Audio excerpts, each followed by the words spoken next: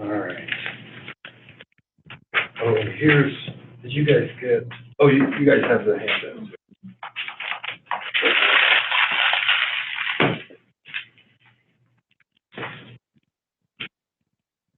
All right, what's this one? Oh, get it? Pretty good. So, it's close.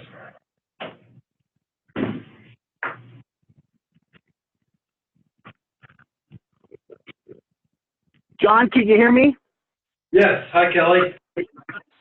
Okay, sorry for that. I don't know why that code wasn't working, but I called Zoom on it and they said we don't have that as a working code. I said we've used it every week and really? they tried to figure it out, but I told them, I said I don't have the time to figure it out. I've got to get other people on the call. So right. So here what's that? Yeah. Are you there, Kelly? yeah, I am. I'm just Sunshine's trying to get in too, so I didn't send the code to her. Wait just a minute, and I'll get her. Let me text her with the code so she can get in, and then. Fine. Hi guys, Erin with United jumped on as well too. Thanks. Hey, good afternoon, Erin. Hi, Erin. Hi. This is Mark Burdett is on. Hey, Mark. Is Steve in the room? Yeah, I'm here. Okay. Doug will not be joining the meeting today. He is up at the hospital. He's got one of his kids is having a baby. So. Oh, no kidding. Yeah. Okay. He just texted to say to start the meeting without him. It Kelly, sounds like an excuse. It sounds like an excuse to me. Yeah, I was gonna say that's snow, sure, but. Dave's probably glad he got home last night and instead of having to drive home and all of this, man. Yeah, so for those of you on the call, it's we're having quite an afternoon snowstorm, so always a fun one. Yeah. How was parking? Yeah, we got it fine. Yeah, I didn't have a problem. So here, do we want to go around so people on the phone know? Oh, yeah. Who's Sure. here in person? So John Neville with Equitable. Russell Trujillo with HSA Health Insurance Company. Ryan Smart, EMI Help. Tina Thomas with WMI. And Steve Foxley, Regents. Kelly, do you want me to go ahead and start on the tracking list? Absolutely. Okay, and if Sunshine has questions when she gets on, we're happy to go back to any bill that she needs. I'm going to actually start on HB 14. We've talked about this bill a few times, but there's been a one change. On Monday's Senate Health and Human Services Committee, there's a bill that takes Representative Hutchings' bill on patient brokering, and it adds a new provision dealing with toxicology. This may be on the, I don't see it on the bill list. So what it does is it prohibits, in addition to the patient brokering, it also prohibits a company from taking a drug sample and then from a substance abuse provider and then brokering that out to a lab. So you've got there's a Utah County company that what they'll do is they'll contract with substance use treatment centers, and they'll take the sample and then they'll submit it on the center's behalf to get billed, and so that those companies don't have to deal with the billing for drug samples. There are a few out-of-network labs in the state that say, well, that's also unfair. We don't, as I guess Regents doesn't see an issue with that if a center wants to do that and they're directing it to an in-network lab. We don't see an issue with it, but this bill would ban that. So that's SB 22, or I'm sorry, not it's SB 222. Senate Bill 222. It's this same bill, but then they've added this language. Keep scrolling down. Yeah. And then it's line 60 once you get to the bill.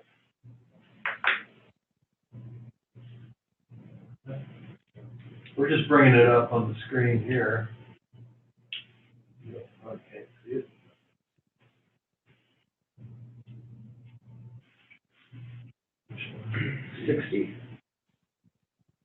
So it adds, this is the only difference between the two bills, is referring a clinical sample to a person, including a lab, for testing that is used for the pushing. So that, they are considering that illegal brokering. I don't know if it makes, if you guys want to take a look at that since it's new and maybe wait, but I guess we don't have a problem with that. I don't, if these guys want to ban it, that's fine, but in some ways we think it's a good service to be able to offer as long as those guys are sending the samples to an in-network, To an in-network. to an in-network Do lab, they right? check that technically, or typically? So, So it's trying to say. the one company that we've seen it from is called IBT, and I don't remember what it stands for, but they're submitting to in-network, for that one at least, it's been to an in-network. They don't always submit it to the lowest cost in-network lab, but they will submit it to an in-network lab, so. So it seems like they're aware that. So they say Regents, so right, I mean, so they'll see this is a Regents drug So then sample, they'll check you who's know, in that should it go to work LabCorp or LabQuest, right? Yeah. So I guess, maybe we could wait, but if you guys have, if anything, I think that we should, maybe it's premature for a motion to oppose, but if you guys do have concerns, maybe we could do that by the phone or by email, Kelly. Yeah, we can facilitate that. Okay. It is in committee on Monday, so we should probably decide, if you guys could look at it today, that would be great. Would it be pharmacists who would have more? So this is being pushed by a lab called LabCorp, or not lab, it's called Lab Partners. And they are out of network with a whole bunch of labs, but they have good relationships with a whole bunch of substance abuse providers. And so they are getting cut out by these brokers who are saying, well, don't deal with Lab Partner, just deal with us, and then you can, and we submit the lab, and so it's that's where the bill's coming from. Yeah. So Steve, when you're saying that you don't have a problem with that, you're saying Regents, right? I'm saying Regents does not have a problem with the status quo. We do have, I mean, we would just assume that we'll allow this practice to continue because it's better for the member to have them brokered to an in-network lab than to have the provider sending it to an out-of-network lab, which is what Okay. probably what the But alternative is there the potential for abuse if you have the lab that has the highest fee? Yeah, so start, so if they, right, I mean, so say, hey, look, send it to me, and, if our best is with Quest or something like that, yeah, I and mean, LabCorp but comes in and says, hey, I still think it's better to go to a high, right, I mean, than to have it go to an out-of-network lab, though. I would agree. Yeah. So you're speaking against the bill, SB 222. Yes. Right. Okay.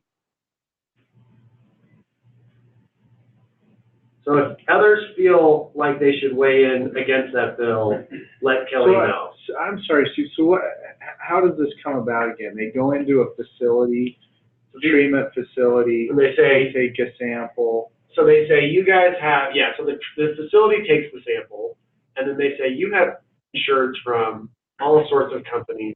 You don't want to have to deal with who's in network with what lab. So pay us a small fee, and we'll do that for you. And then we'll go track down, we'll get the sample sent, get you the results. And we'll get it back to you in a standard We'll format. handle the billing. We'll handle the billing, yeah. So I think it's a good business model.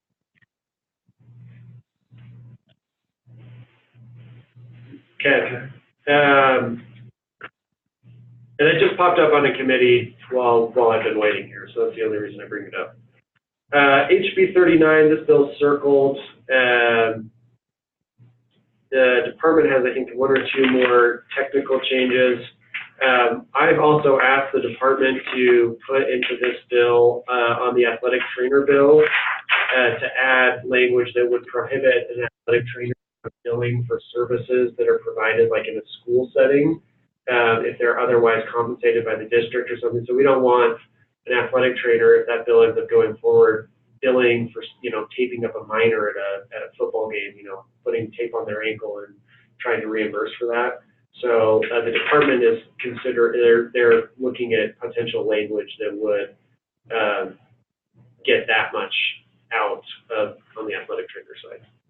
That's the only thing that I would add there.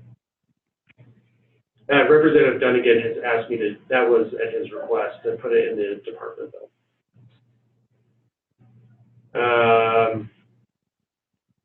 Nothing else here. The Controlled Substance Database Act amendment, I would just note that it restricts when a provider, it makes it so the providers have to check that more frequently. We had supported that. We're passively supporting it. That did pass out of committee earlier this week. Telepsychiatric consultation access amendment passed out of committee as well without amendment.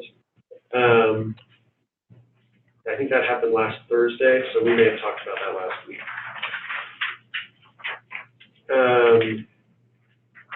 Prescription drug importation program, HB 163. This bill has had 2 committee hearings and has not gotten a favorable recommendation. So I'm pretty sure we can safely say it's dead for the session. Okay. It's not officially dead, but it is mostly dead. HB 175, Oversight Committee Creation. So that bill is a leadership bill, but it failed.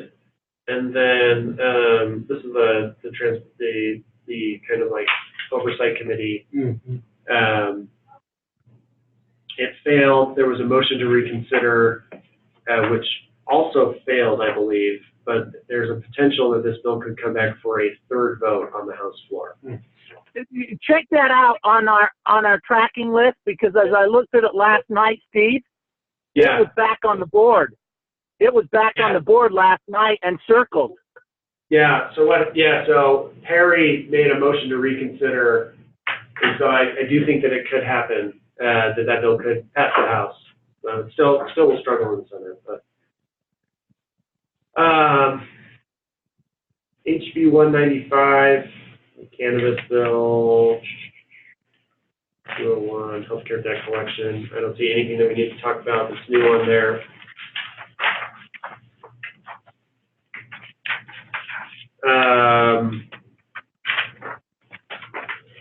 Women's cancer screening notification amendments. There was one little tweak on this in the Senate that the UMA asked for. They were worried about language that said that you may benefit from additional testing. I think we had talked about this in an earlier call as well. The UMA didn't like it, and so that's come out of the most recent version of the bill.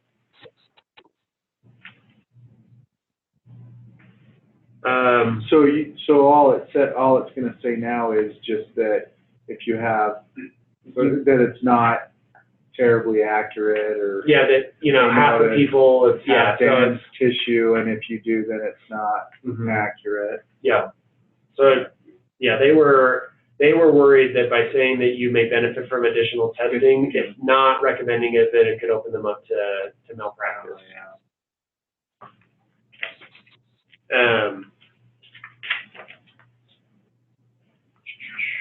HB 260 passed out of committee. This is the bill that undoes the restrictions on providers,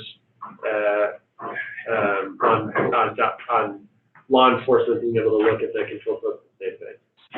You all are hungry. Oh my goodness. So, have at it. I'll go get some plates. HB 315, this is the athletic trainer bill. This bill passed out of committee 5-4. It was a pathetic showing watching the number of, there were about 4 votes that had said they were going to vote for us who got phone calls and took a walk. I mean, it was pathetic.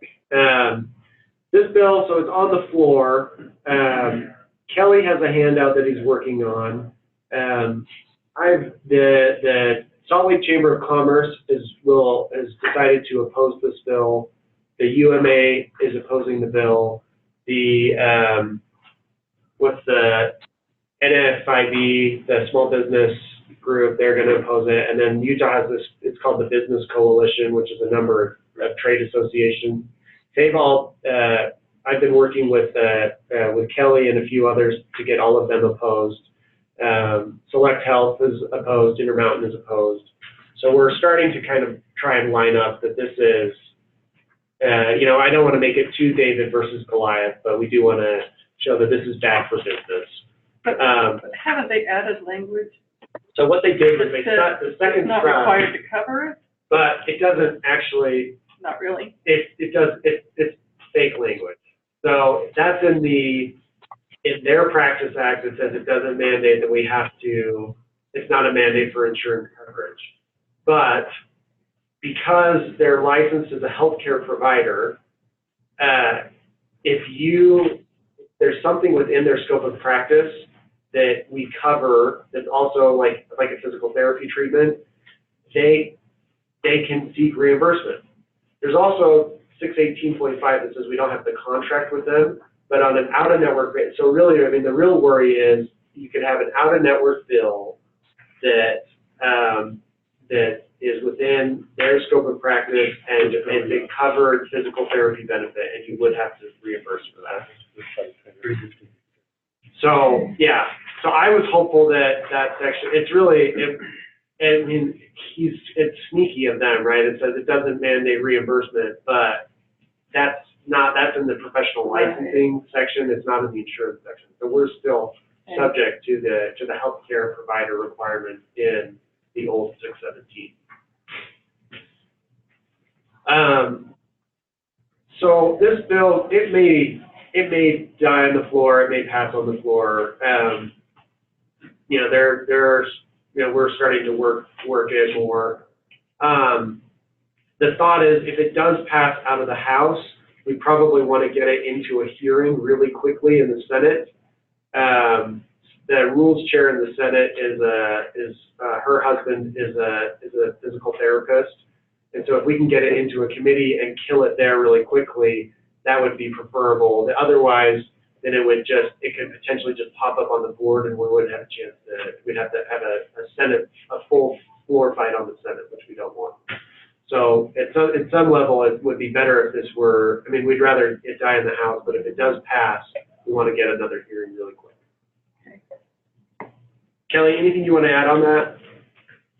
No, I think you covered it great, Steve. It's the only thing I'll add is the four people that mysteriously got phone calls and walked out.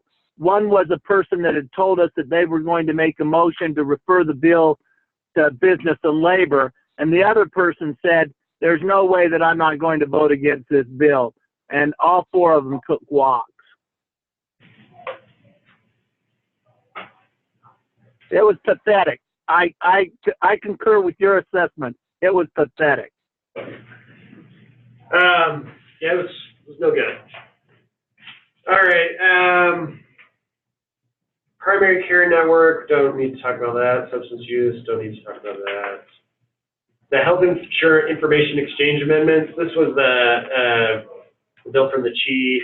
I think we talked about. It's been amended slightly. I don't think it should change the fact that we should support it, but there's a sub out on it. It's probably worth looking at. Which, I'm sorry. This is the one that says that you can't be held liable for relying on information in the chief. Is that 390? 394, on page 8.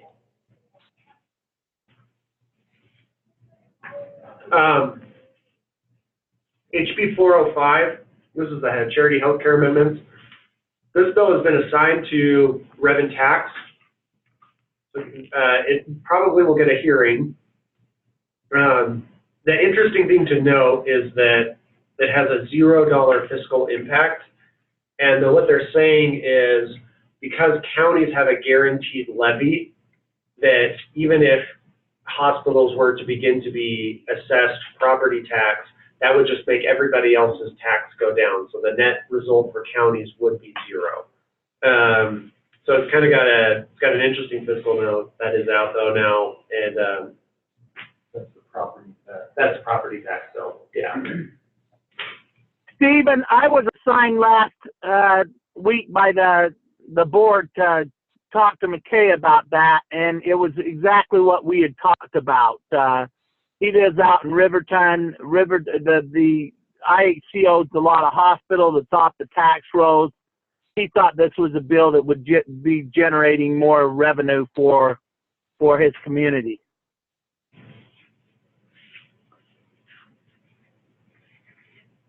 Thanks for doing that, Kelly.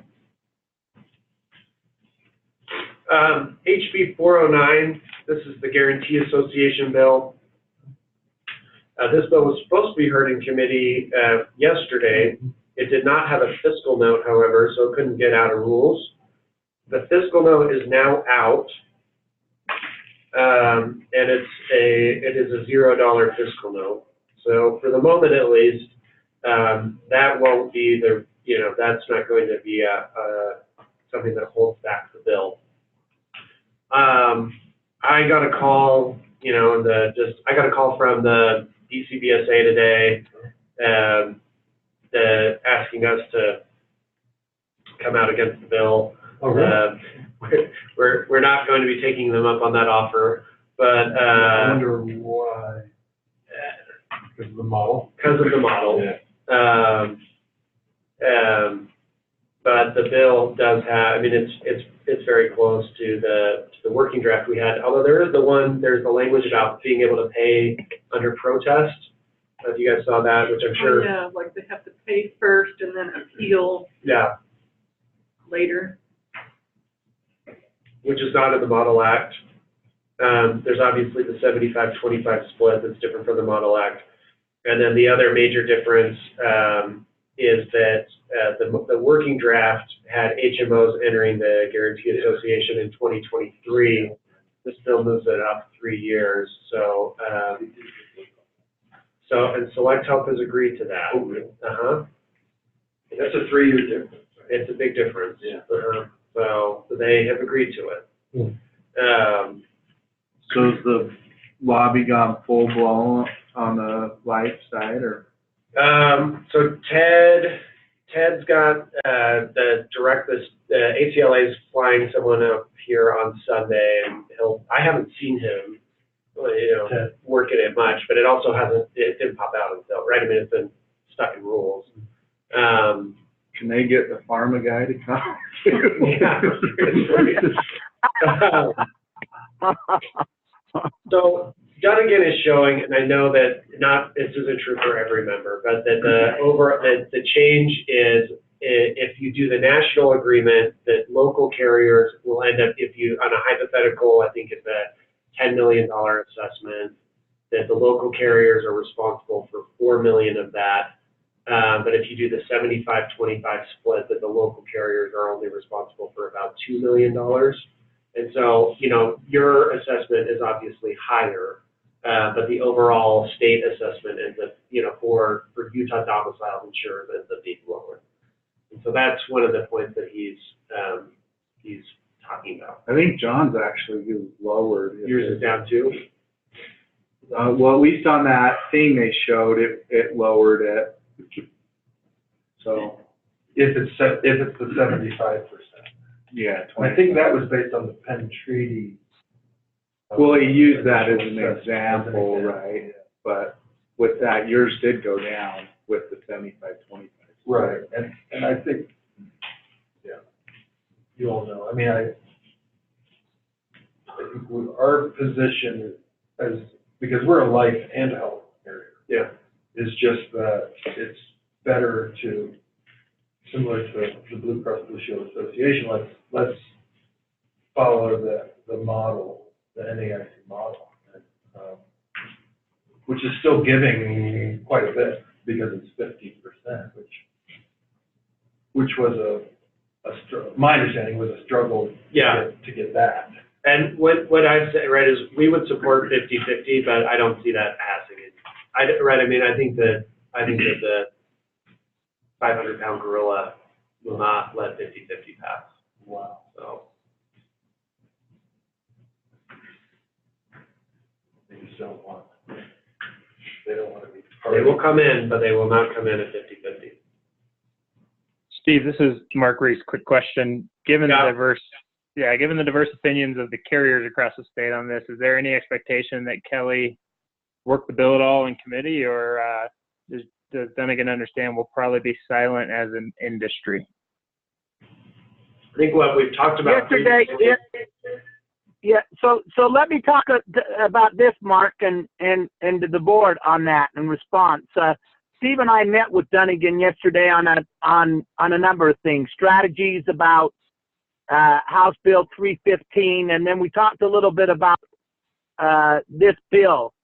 And if I was going to say anything about this bill on behalf of UHIA, what I was thinking is that we support a guarantee association, but our membership is mixed on the percentage of assessment, and that's all I could say.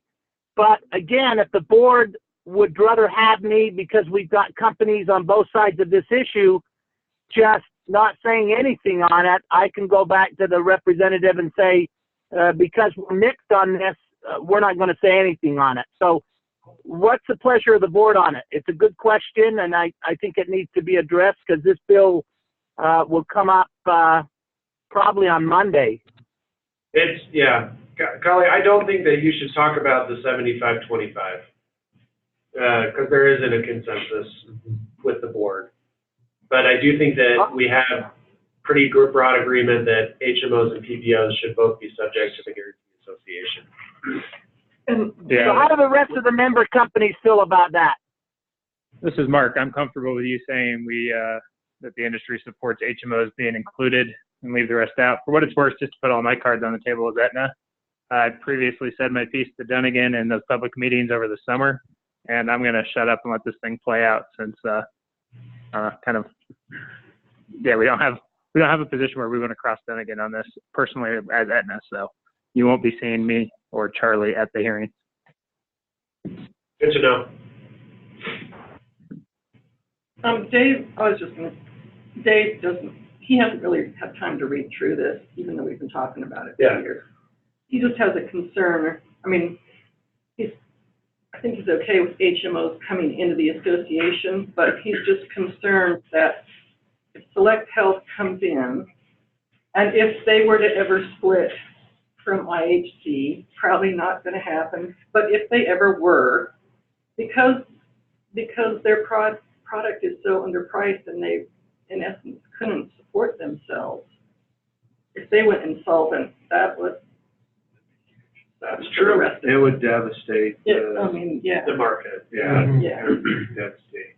So, I mean, I don't know if they come in, if there's a way to say it's with the understanding that they're going to be regulated. Actuarially justified rates. Yeah, I mean, I don't know that you can say that, in bid, but. Well, that's the department's job to. That is, yeah. And they are, and they have pushback. Yeah, that's true. But he just wanted that concern out there. I mean, he doesn't really have a position one way or the other at this point, so. I think it's a valid concern if they were ever broken up. But I think as long as the two are together, I don't see. Right. I don't see them being at risk. The other thing is that I know that Representative Dunnigan in upcoming years would like to look at the varying solvency requirements of HMOs and PPOs and get them so that they are, this is, I think, a multi-year process for him, so that all managed care organizations have the same solvency requirements, which would be a good opportunity to have this discussion. Hey, Steve, I'd just like your opinion on this. What do you think the chances are of getting an amendment in that bill that says that IHC has to divest from Select Health, and Select Health's business will be divided among the current carriers in the marketplace. I think we want them excluded from. Yeah, I think we should talk about that, yeah. So, Should I start drafting something like that? why don't you say that on the record? That would be great.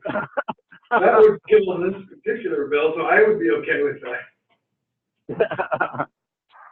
So just so you all know too, I mean, Equitable, you all probably know, we're a member of the Utah Life Convention, which is almost the mirror image of UHIA on the life side. Not quite as many members, but it's local life carriers, and that organization, I mean, similar to what I think the position Ted Lewis will take with, I think he does ACLI. You know, they will oppose this, the way this, the allocation, the 75-25 split for a long-term care failure. You know, I think primarily because, well, for reasons we've already talked about, it's outside the model. Long-term care is really health insurance. It's not life insurance. You know, for reasons we've talked about. But you know, and I think Equitable, we will support the Utah Life Convention on that. So it's kind of tricky, but you know, we don't want to, like Mark was saying, you know, Representative Dunnigan's always been a good person to go to on industry issues, so it's a bit hard on that. I think the hearing there's a hearing Monday. Monday at 4, I think. Monday at 4. Yeah.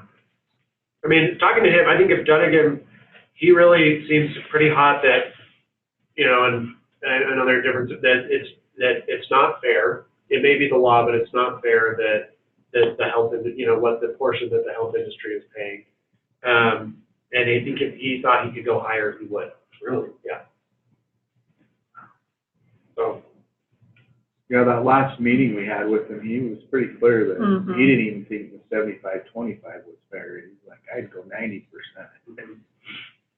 Oh, really? That is where he is, at least now. Let's hop down HB4, and anything else to add on that? So I think that it's not rather than putting a position on the bill, I don't think that we can really, I think that, Kelly, you have marching orders. It's not a pass or an oppose, a support or an oppose. It's a nuanced position. Yeah. And I mean, not to, I probably belabor some of these things too much, but I mean, the problem with it, part of the problem with it is that for an individual company like Equitable is that our mix of business can change over time. So like when Representative Dunnigan says, he brings up the chart that says, well, look, Equitable, under the 75-25 split, your assessment actually decreases. Well, that's true today, but will that be true in 10 years? Well, I don't know. Yeah. And maybe not. And so that's the other thing is to consider is that, you know, when you pass a law like this and okay, it's fine for now, but so then you have to, I may not be here, but you know, somebody else has to go back and say, well, you know, this isn't right, you know. So it's kind of an odd thing, but it sounds like he's so set on it. If he would go, it sounds like he might go 100%. I think if Select Health thought they could do that, that he would not be opposed to that. well, what did he say the percentage of health insurers that wrote long-term care, was it like? It's like 3%.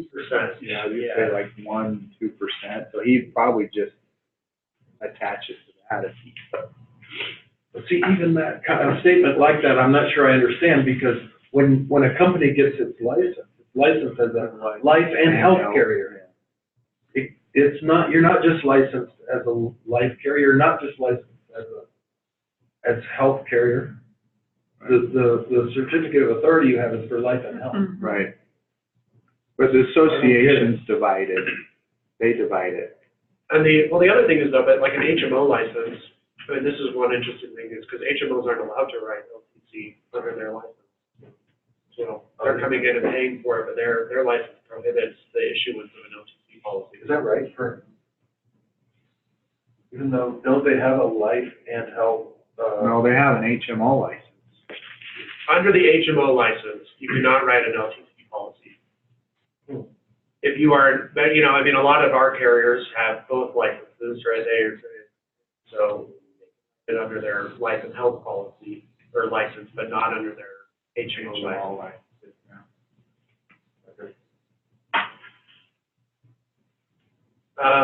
HB 425 is a new bill. This bill prohibits healthcare facilities and also insurers from requiring maintenance of board certification as a condition of credentialing.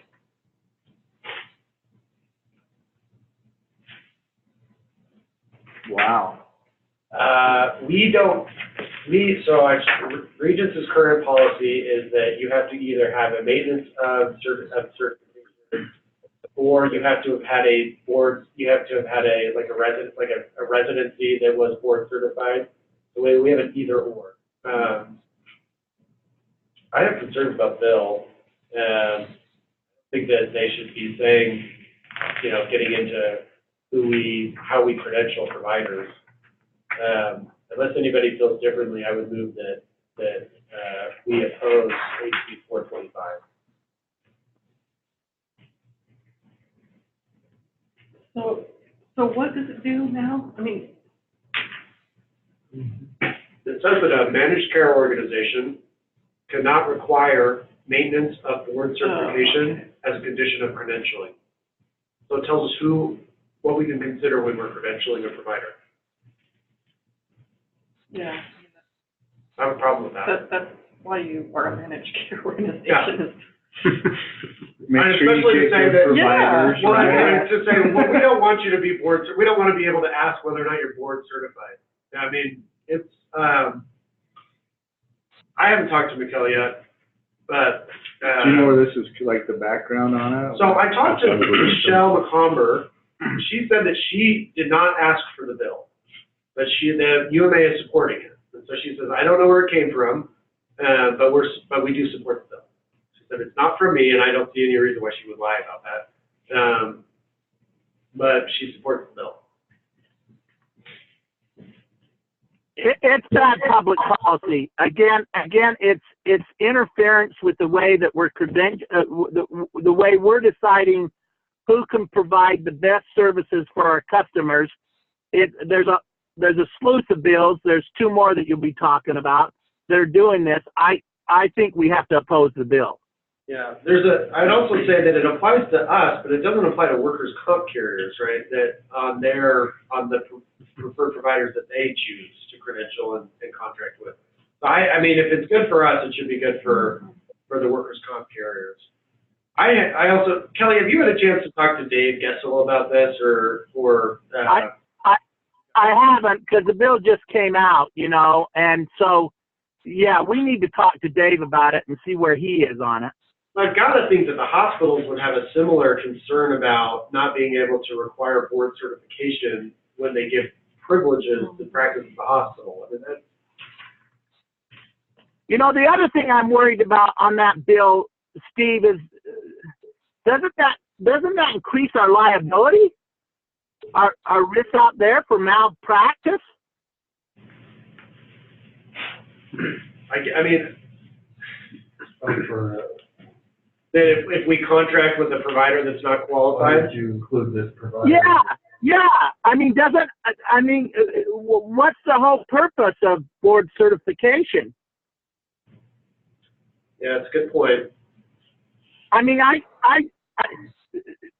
that type of certification is basically saying this is a competent professional that's been reviewed, and I just wonder if that doesn't increase the risk of somebody coming and saying you have this person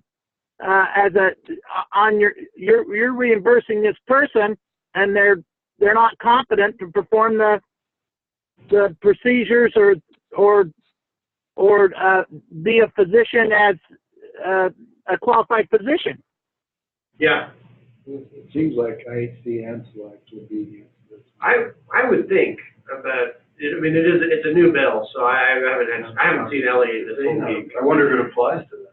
But it applies to a healthcare provider. A healthcare provider, so a hospital can't remove it. The four, what was it, There's two parts to the bill. right.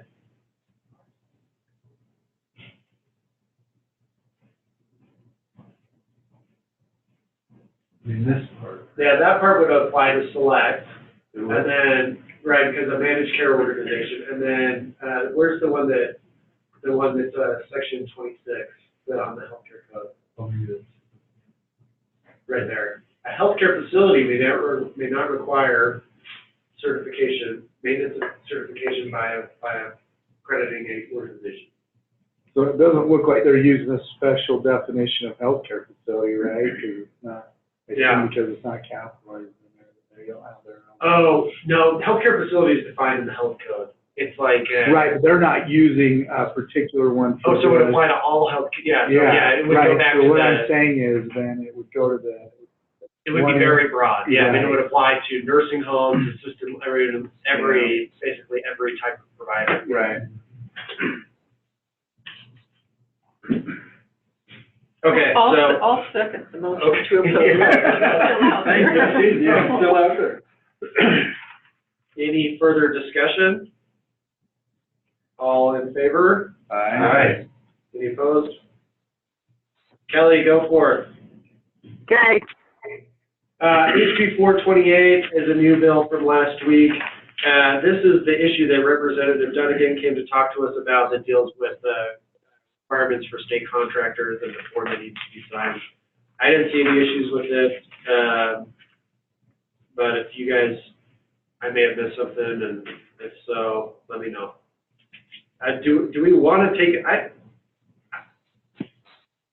I would just assume not take it. I mean, it's Dunnigan, so I'm inclined to support the bill if he asks. But I do think it's a little bit silly that we have to provide these that our actuaries and underwriters have to provide certification to the state. So unless somebody feels differently, I would move for no position. But if Dunnigan asks us, I'm happy to re-examine that. I would second that. Any further discussion? All in favor? Aye. Any opposed? HB 431, our favorite free market Republican is requiring that the setting prices in the Medicaid program and the state risk pool it says telemedicine reimbursement amendments that you have to reimburse at the same basis that you reimburse a network provider for other healthcare services. So it's a reimbursement parity bill. I also believe that somewhere else on here that it says that it's a coverage parity as well. So that if you cover it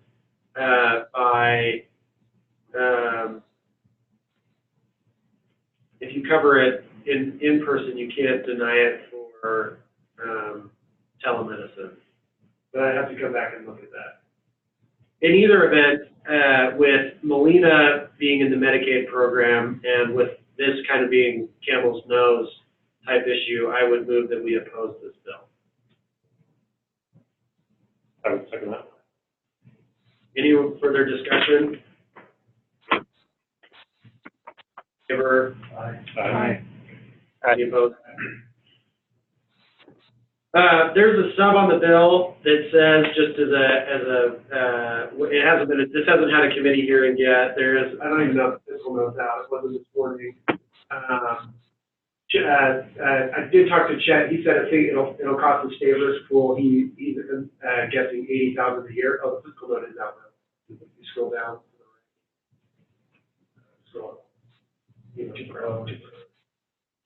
Right there. He said that he thought it would cost PHP $80,000 a year.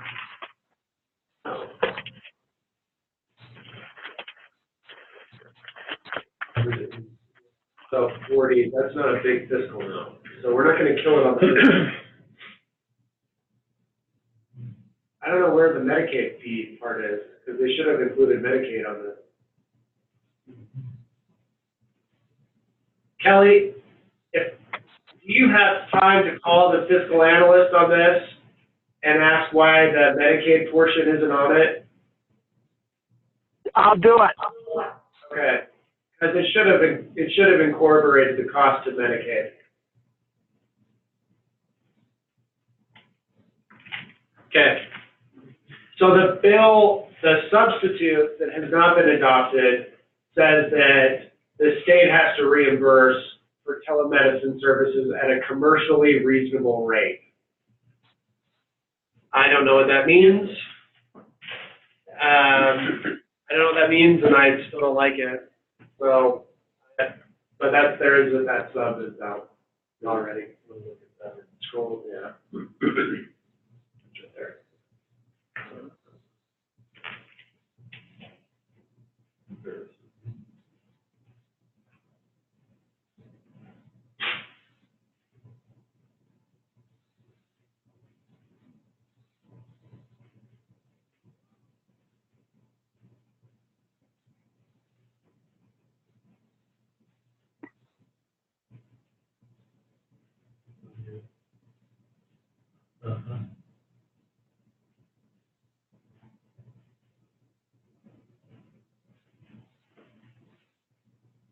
Yeah, that really clears it up, doesn't Anyone's it? guess Yeah. what that means, you know?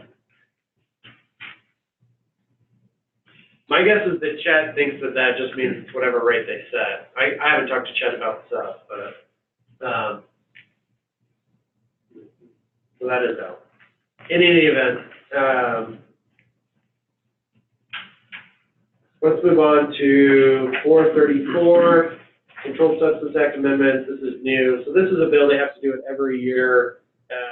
I don't think it's a bill for us, but it lists the types of drugs that are controlled substances. This is because, you know, those kind of the bath salts or whatever, they change the formula every year, so the state has to come back and change the drugs that are illegal. I don't, unless anybody feels differently, I would move for no position. Sounds good, because I don't understand. Yeah. Anyway. Yeah, so every year, they have to say what drugs are illegal. Yeah, but it's like what they do is, it's like the bath salts, so you can apparently buy it like head shops or something like that, and they're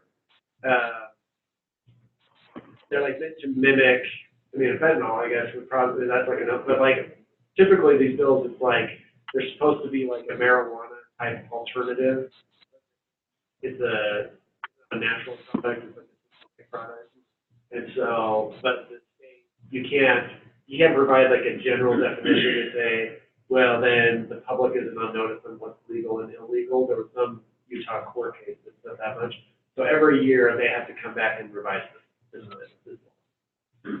I don't see this as an issue for us. I'm going to move on unless somebody feels strongly otherwise. HB 435 extends dental benefits to adults in the Medicaid program. Kelly, I guess I don't care about this one. Do you know if Doug wants us to take a position, or? I don't. Doug hasn't said anything to me on it, but I think we should, out of courtesy, as a member, we should ask him that question. Yeah, I would say I'll follow through with that. Okay, and if my thought is that if Doug does want this, that the board support his efforts. So can we go back? Yeah. Oh, sorry. Did I miss one? A 433, which is medical. Oh my gosh, sorry. I thought I was talking, there's so many bad Ivory bills. I know. I just forgot which one. Yeah, let's definitely go back to 433. So this bill does two things. First, so current law on medical retainers says that a provider cannot bill an insurer for services that are covered under the retainer. This bill flips it and says that you can't, that those retainer agreements can't prohibit it. So what I see, right, is that someone's going to have a retainer agreement, and then that provider is going to bill the insurer, and they're going to essentially be able to double dip for services that they're collecting on the retainer, and then also under the insurance policy. So for that reason, I think we should oppose the bill. The other thing that I think is problematic, so you're. Didn't we address these I think- 3-4 years I think ago? the Yes, issue it's came from up- 2012, and I Right. ran the bill in 2012. Yeah, because I think we got that put in there that No you double could do dipping. the retainers, just leave us out. Yeah, of it's not it, insurance, Right? Mhm. yeah. So Right. this flips it and says that those agreements may not prohibit a healthcare provider from billing an insurer for services that are already covered. Because we were fighting this, and I think we got language Yeah. that says you can do them, just keep us completely out of it. Yeah, I mean, to me, it's awful. So, then if you scroll down farther, it says that it's payment in full except for member cost share, and then it adds any fee due under a medical retainer agreement. So I'm worried that you could potentially say that a member hits their deductible, or hits their max out of pocket through their medical retainer that has nothing to do with us. And so, for both of those reasons, I think we should move to oppose the bill. I'll move to do that. Okay. And I'll second it. Any further discussion? All in favor? Aye. Thank you, Tina. I didn't mean to skip that one. Do all the motion. HCR 12, this is the opioid one, that passed out of House committee, it's on the floor now. 5 years ago. Workers' comp coordination of benefits is still circled. Just still circled. Workers' comp healthcare, that bill was substituted in House committee. Dunnigan is the sponsor of that bill. It is now officially down to that 77%. Let's move down to SB 135, insurance contract amendments. This bill passed unanimously out of the Senate. Our lobbyists talked to Brian King about it.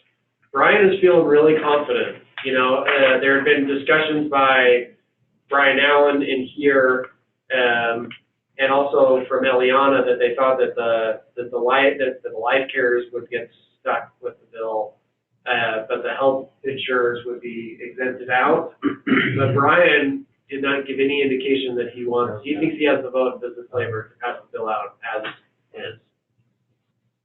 So,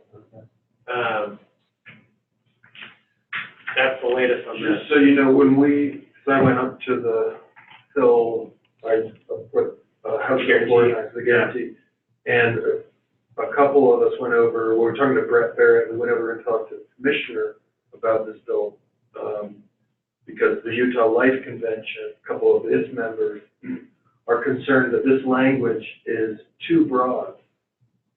I mean, thinking in a life carrier's point of view, because, there could be some, whenever you make determinations under a life policy, let's say, there could be some, you use your discretion. And so, anyway, they may look at that. The commissioner was open to possibly getting with the sponsor or the attorney who wrote the changes to kind of specify that it's not, that what they're getting at is more the ERISA type decisions. Mm-hmm. Instead of,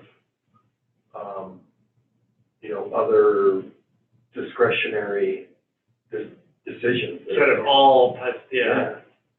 The other, Chet has mentioned that he's trying to get Section B removed. He's asking to have D1B taken out. Or apparently there's model language from the NEIC on this that would substitute that. I mean, he thinks that similarly it's much too broad, that we can't have discretion to determine benefits or coverage. So that's the latest on the bill that I've heard. Kelly, anything that you want to add? I hate the bill. Yeah.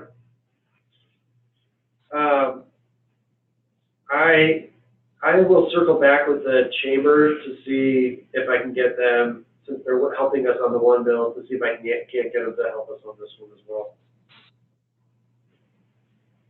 Obviously, it'll be a little tough now that it's passed out unanimously out of one body, but It's on the House side it's now. on the House side. Do you know when this will come up for, on the House? Can you click back on the other, Yeah. did it get read out of rules today? No, well, sure, scroll down. So I did get assigned to a committee yesterday. All right. Kelly, the other thing is, would you talk to Dunnigan to see if he can wait to put this on an agenda as late as possible? So they assigned it to business labor. Yes, they did. I'll text him right now. Okay. Yeah, as long as, I just don't want it on that Monday at 4 o'clock, so, but he's probably finalizing that agenda right now. I'll text him right now. Okay. What's the bill number on that, Steve?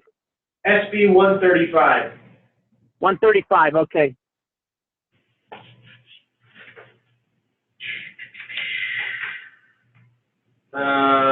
Let's move SB 184, Pharmacy Dispensing Authority. This bill lets pharmacists dispense birth control and prescribe birth control. It's actually, apparently maybe they made, it looks like it's been substituted. 184? Yeah.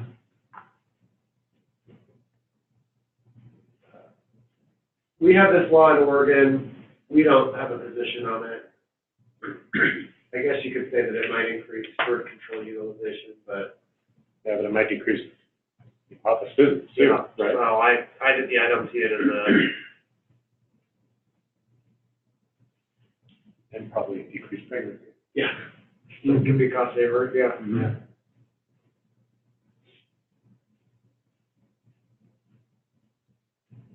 Oh, wow.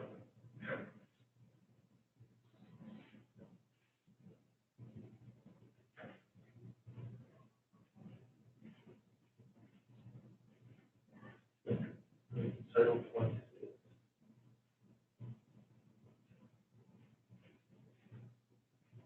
So scroll back up. Notwithstanding, yeah.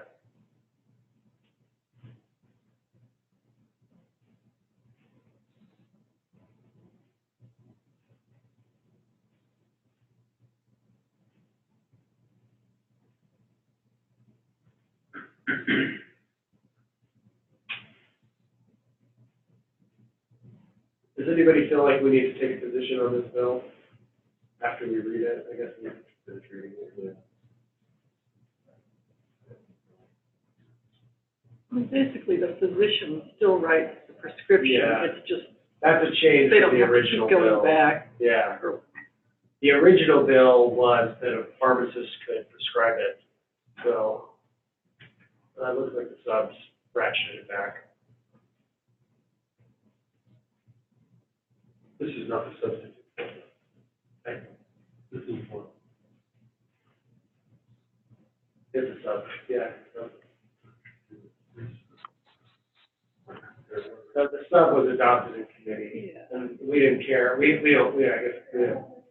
I haven't looked at the sub yet, I should go through that.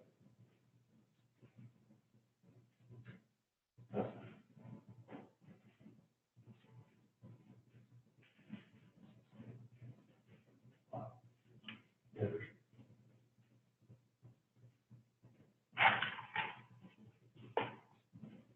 So you're thinking maybe we were looking at the substitute? Yeah.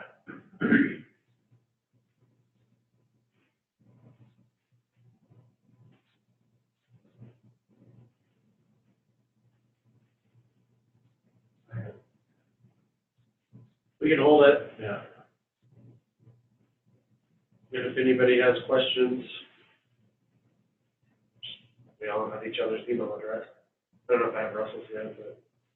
I get everyone else's. We're pretty sure we're not gonna find you.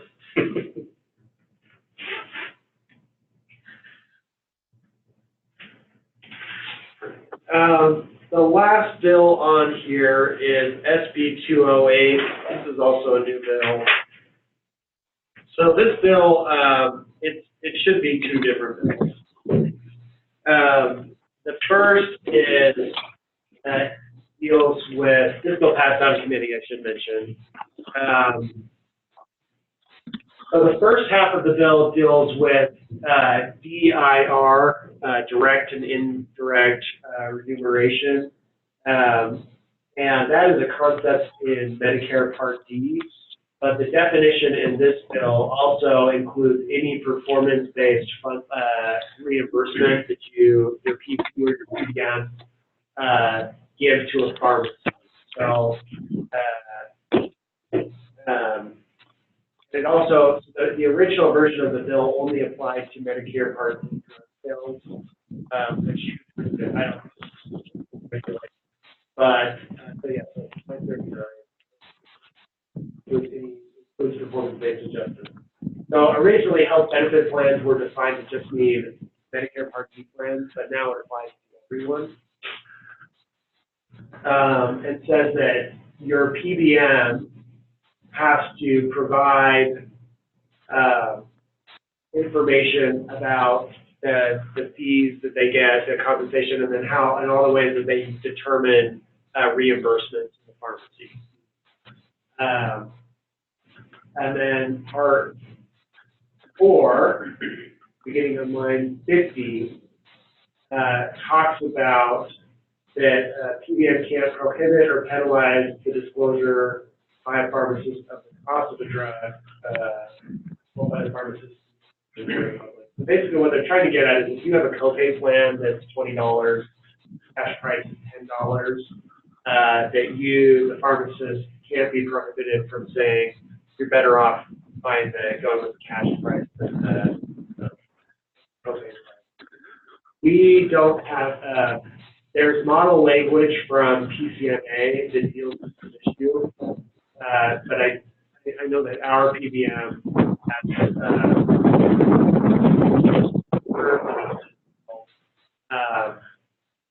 I would think we should, in the spirit of supporting our PBMs, we should move to the bill, but welcome any other thoughts on the issue. I don't think we should be disclosing our fee, right? I mean, I think it's bad precedent to have our PBMs talking about how they, how they calculate their reimbursement. I mean, ultimately that could come up the supply chain and start to impact us as well. Sorry, Russell. I was just going to say, we actually already expose all our costs, so the member knows exactly what the cost is for a drug anyway, so they can see it all. And our PBM, the backside is the PBM is all that there's how you reimburse your PBM or how the PBM reimburses the pharmacist is complicated. yeah, And that's going to be an interesting conversation. But I don't know that they have a good way of actually being able to say it. yeah. I mean, and to me, I guess on the consumer side, I think we should support the idea that our consumers should be paid the lowest possible price. Sure. And it's, if you're counting in your benefits, that scenario like you talked about, where there's a $20 copay and you pay that, whether it's $10 or $5 or whatever, that for the plans, they're going to have to figure out how they have to recalculate what their, costs are going to be if they're using that kind of model. Yeah. And so, I think some do in this state, not everybody does, but it's probably 50-50 right now. Mm-hmm. But I actually like where it's doing. On the GIR stuff as well up above, or I don't have so I would say conceptually we support the idea that the member should know if there's a lower cost option and they should be able to choose that, right? And the pharmacist should be able to talk about that with them. So I don't have a problem with that. I do think that the stuff up above on PBMs telling pharmacists how they calculate their fee. I mean, that's what I have a problem with, is because I think there's not a good way to communicate that. Yeah.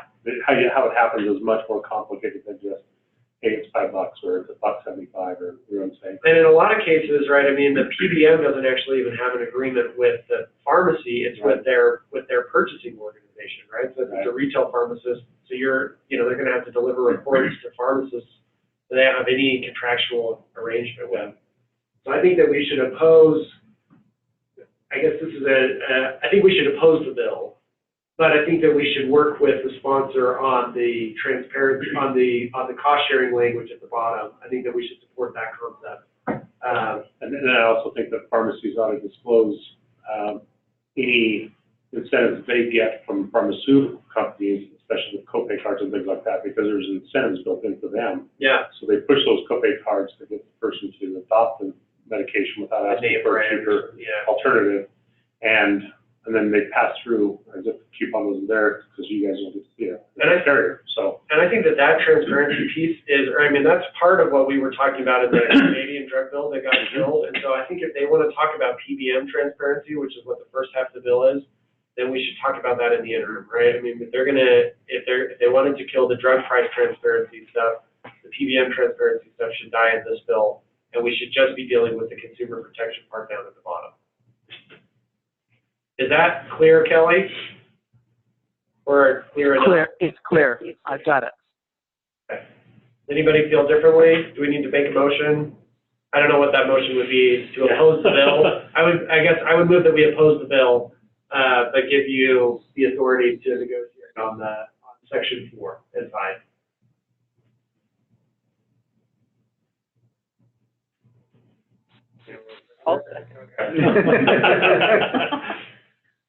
Any other discussion? All in favor? Any opposed? Okay, that's it that I have for bills on this list. Kelly, do you have anything you want to add? Rumors that we want to talk about, or? I don't. I think we're good. I think we're good for right now. I'll follow up with the assignments the board's given me and report next week on it. So. Thank you. And then just an FYI that number, I'll work on trying to get the old number to work, but there might be a new number. So look for a new number, call-in number next week. It'll be different than the number you use today. If I can't restore the old number, and I'll work to restore the old number. Sounds good.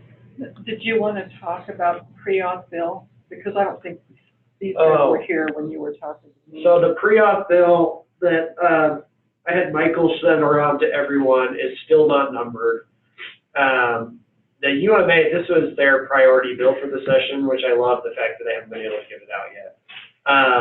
But Is there any strategy to that, or are they trying to just bring? Well, I think they were original. So they had Dan McKay was their original sponsor, and then he wisened up and abandoned the bill. So then they went to Vickers, and Vickers, I think Vickers was out of priority bill, so it's been slow to get drafted. But Vickers said on Monday when he sent the bill out to Kelly and me and to others that he had approved this for numbering, and it still is not numbered. So I don't know if there's an issue with it getting reviewed.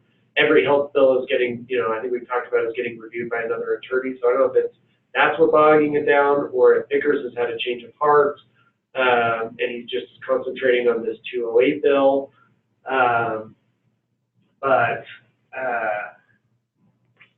It is pretty late for a bill. That bill is terrible. Yeah.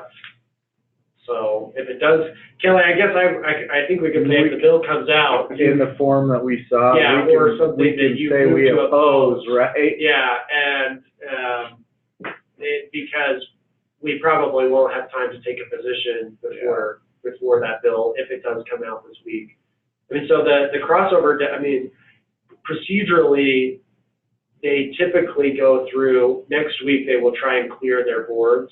So the Senate will try and clear their board by Thursday or so of next week. And then at that point, it would be very difficult for that bill to pass. So if it comes out and could get a hearing and pass before Thursday night, then, we could be stuck dealing with it. But otherwise, I do think we may be in the clear for the session. I think we take a motion though. Okay. If it comes out in. Yeah. What is it pre-author? So what it says, there's one line in the bill that says, if a provider believes that a course of action is in the best interest of the patient, that a health plan cannot require prior authorization, step therapy, or any other utilization review procedure. So basically, it's a total prohibition on. Like lines, 19 to 26 are really problematic. There's a little section in there that. And then it says, like, we have to have like a 60-minute turnaround on a prior authorization in certain cases. I mean, it's got, and we can't change our prior authorization in 60 days. So if we had a drug that we had a prior auth on, and a cheaper drug were to come out, or a better therapy, we wouldn't be able to change our prior auth procedures for 60 days. So, right, I mean, so it also works to the disadvantage of the consumer. It says that if a provider has had 90% or more of their prior auths approved in the past 5 years, that they're deemed, they don't need to do prior auth. So I think yeah, it's like 117's bad, and then like 219 to 226 Yeah. is really bad. This is Tina's copy, but it's terrible. And I think I'll make a motion that if it comes out in that form, that we oppose it. I think at this point, we oppose any prior, I mean, it's so late in the session, I think that any prior authorization bill we have to oppose. There's not, I mean, yeah, but particularly if it looks like that. Yeah. I'll second that one too. Any further discussion? All in favor? Aye. Any opposed? Great. I was supposed to talk to Dunnigan today about balanced billing, but the snowstorm with our provider relations folks, we ended up canceling that meeting. So I am scheduled to meet with him now on Monday. I think it's too late for a bill, but he may have a hearing on the issue. Okay. So, just out of network. Yeah, but we also have some issues with in-network balanced billing that we want to. So when does the athletic trainer one come up? So it's like number 50. I think it was like 58 this morning, so my guess is it's probably around 50 now. And so it'll probably come out, I would think, Tuesday, Wednesday. So I'm guessing those people that were dead set in committee aren't going to be too helpful on the floor, or? Yeah, I mean, I think,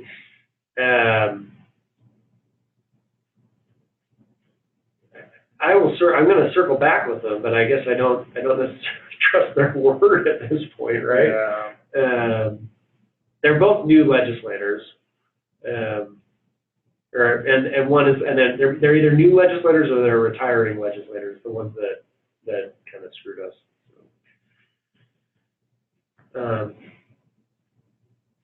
Just pulling it up. It's number 49 on the reading calendar, and there are 8 circled bills, so it's about 40 down. So they got through 10 bills today. They'll get through probably more than that tomorrow. And then they also have afternoon floor time, so it'll probably come up on Tuesday.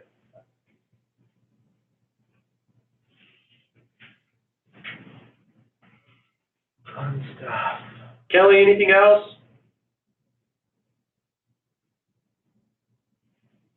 Sounds like he's in Colorado and having a good time. So. Oh, did he say George? Okay. Well, Mark's in Colorado having a good time. So. Okay, with that, Yeah. have a good weekend, Everybody. You too. Good night.